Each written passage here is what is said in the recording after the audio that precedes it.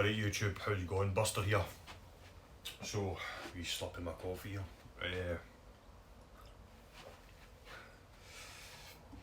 I happened to get a new bass yesterday. Well, not new to me. Quite a wee bit of a funny story about it. It was on for 12 minutes on Facebook Marketplace, and literally within 12 minutes I was away picking it up. So I got there, seen the bass and stuff, just talking away to the guy who was selling it, and he said that quite a few people had messaged him, and no wonder for the price he was asking for this bass. And I happened to say, was one of them's name Malcolm? And he went, I'll just check. So he went away, got his phone checked, it's Malcolm, Mad Malcolm. And Mad Malcolm obviously messaged him, I'm only 5 minutes away, I can come and get it. And I said to the guy, text him back and say, Buster's already been and picked up. And his reply, Mad Malcolm's reply was, tell him I hate him. This bass isn't the prettiest bass in the universe, but I had to have one because I've seen them kicking about, and this one came up for a really good price. So much so the guy had got literally 20 messages while I was there picking up. So today's guitar is a Fender, well, Squier Katana by Fender. Now this is made in a Japanese factory, so realistically it's a Japanese Fender. Same factory that make the Japanese Fenders. They make the Dyne and some other guitars. 32-inch scale. I had a bass a few years ago. The Jag, Fender Jag. The neck's very similar, the way it's shaped and sculpted, it's very similar to that. Truss rod adjusters here with a flat end screwdriver. The only thing, this was in 1983 the guy said this was, and when I got it, the strings of this, he said that the strings had never been changed. It's been basically, he gigged and stuff, and it always sat in the van as a spare bass. So the strings that came off it were the original strings for 1983 according to him. Don't think they were, but everything else is original apart from the volume and tone. But I have got the original volume and tone. They look exactly the same as the ones you'd get on a normal Fender Stratocaster, except there's a kind of rubber bit, a sleeve that sits over the top. One of them's missing, the rubber sleeve, and it doesn't say volume or tone at the top of it anymore. But they worked, but I took them off. Yeah, I will keep them. I'm going to try and get original ones for it. I've just put on the kind of witch hat style ones. Silver tops, volume and tone. Kind of suits it. Didn't know what to put. I did have the kind of chrome ones on it, but I didn't kind of like the look of that. When I got it, it was absolutely filthy. The tone knob was tight. It still is quite tight. It was actually loosened up last night when I was using it. It's went tight again. Volume works no problem. Pickups. I've never seen pickups like this before. Basically at the bottom, mate, it's bits of square copper or brass at the bottom that are soldered together, and then it's soldered to the pickup, and then the bobbin sits on top of a rubber like a kind of sponge. I've never seen pickups like this before. Yeah, if I could put in pictures I would, and show you. I've took pictures yet. Original bridge. I think the screws for one of the saddles has been changed at one point, or they've been swapped over. But it is the original bridge, just the grub screws have been either changed or I don't know. It's kind of hard to tell with that. Obviously road worn, it's been bashed about a wee bit. I don't know what to do with it. Where to just take a bit of sandpaper and like smooth it off and then clear coat it so it looks like a road worn one. I don't know. Serial number is E511 364. So I don't know what that means. If that's anything to do with the year. He's saying it's an 83. It could be an 85 because of the 551. I'm sure that's the way Fenders work, because the first number's the year. Or is that the month? I don't know how, I can't remember how they work it. No, the Fender's not. I think Fender's might be just the 5th, the 11th month. So, the 5th of November, 83, I think. If I don't know how Fenders work. How Fender's seal numbers work, but say 32 inch scale. I think they made it that because obviously the length, it's really pointy. It's the ugliest headstock on the planet, and there was no thought whatsoever into that. It was just, let's just chop it into a point. Bodies, not much better. This came out around about the same time as the Steinberg Headless bass came out.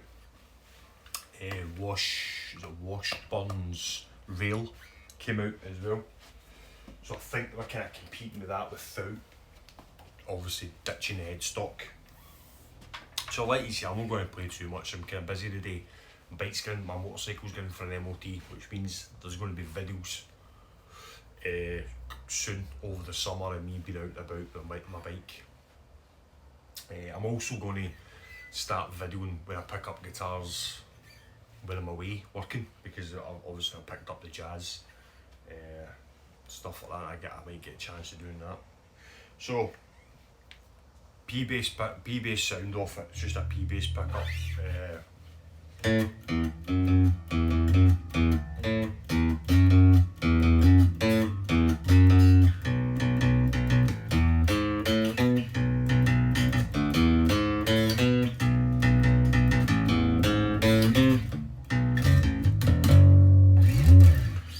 Tone all the way off, I'll put the tone all the way on. I said the tone, I don't want to change the tone knob or the pot, because it's the original one. It was loosened off yesterday. It's a bit tight again, so that's it. I'll put tone all the way off just now and do that again.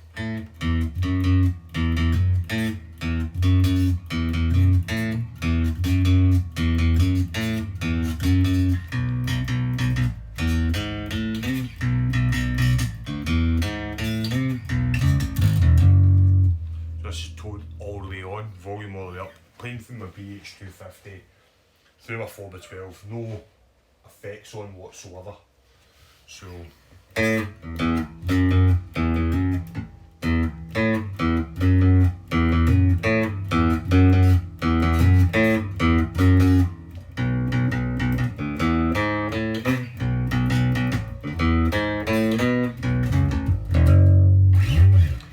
yes, I don't know what kind of style of band you would be in to play this. I don't think I've ever seen a bass player actually playing one of these.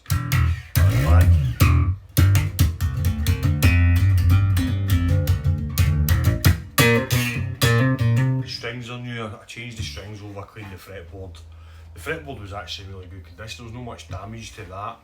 The frets were in good condition. As I said, I think the guy he said basically it sat in a van, the band's van, and just kicked him out as a spare bass. There's very little fretwear. The headstock, there's a wee bit of nick on the headstock, just between these two machine heads. Wee bit of damage at the back of the neck, but nothing major. It's basically the body. The body's getting most of the damage. Obviously the pointy bits. Apart from that, it's a good wee bass. I don't know what I'm going to do with it yet. I don't know.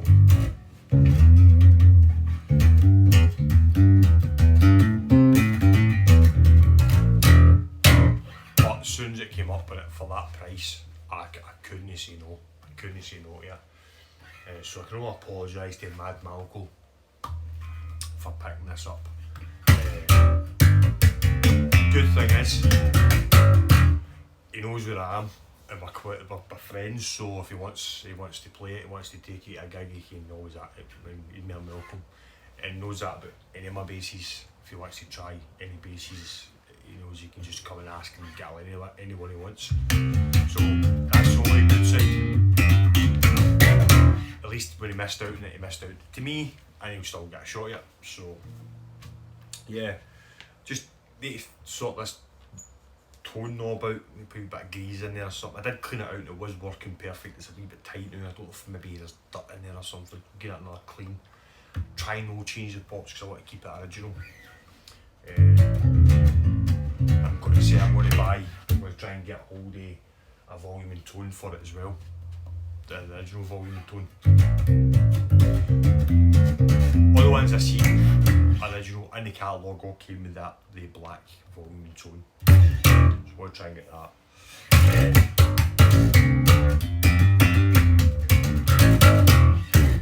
What else has been happening? That's about it. So I missed out on another bass. I was talking to Mad Malco yesterday and I missed out on another bass which I wish I'd got.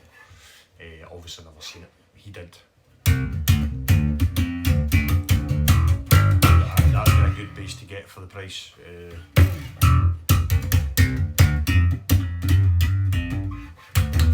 don't know.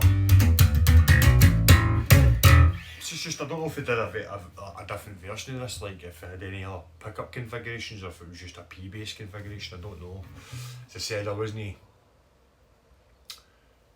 think there was a lot of thought put into this, the headstock anyway.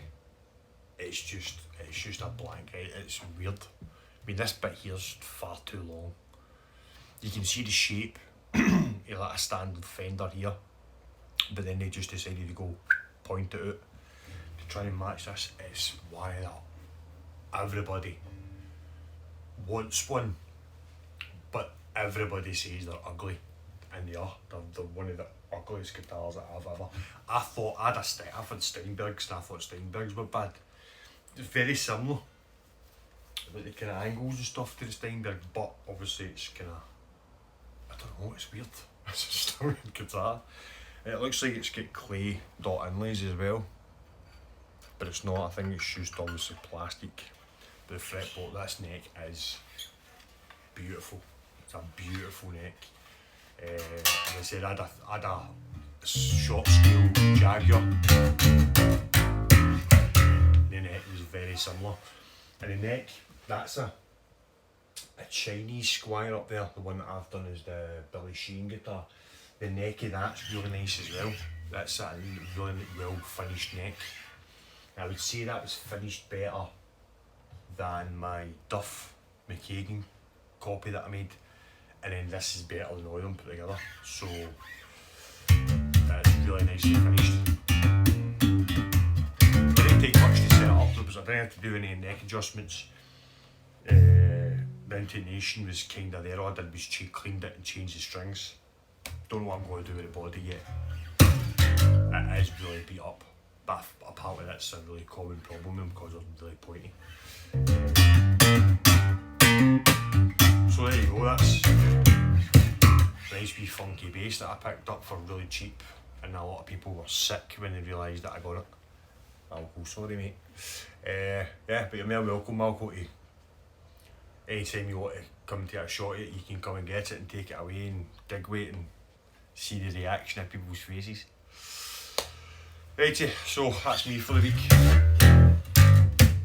Bank holiday, a lot of things planned, motorbike getting MOT today. Yeah, and once I'm out summer, get the camera set up on my bike and get some videos of me cruising around Scotland, hopefully nice weather. Looking at different guitar shops and stuff, because I know quite a few that nobody really knows about up north. I'll take these and show you around there. They've got quite some unusual guitars. So, be safe guys, have a nice bank holiday weekend and carry on.